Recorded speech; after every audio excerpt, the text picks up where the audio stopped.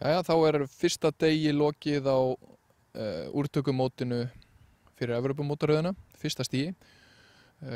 Ólafur Már, þú lékst á 72 höggum eða á par í dag. Hvernig upplifðið þú hringinn? Þetta gekk bara nokkuð vel. Sló vel í dag og bæði af teig og járnöfingin voru góð.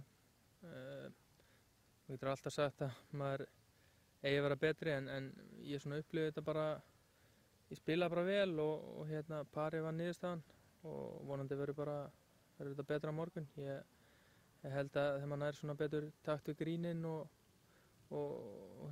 hraðan á þeim að þá ætti þetta að verða betra. Bestaskor dagsins voru -5 eða 5 undir pari, þannig að þetta er í fínum málum að fara svona stað eins og þú gerðir. Morgun ferðu fyrr út væntanlega? Já, ég á teig klukkan 8:20, ég fór út í dag klukkan 12:20 og það var svolítið mikil vindur núna seinnipartinn á vellinum, þannig að það var bara erfitt að skora lágt fyrir þá sem fór út eftir hátti en ég vona bara að það verði betra veður á morgun og svo má blása bara eftir hátti þá. Gangi vel á morgun. Takk fyrir.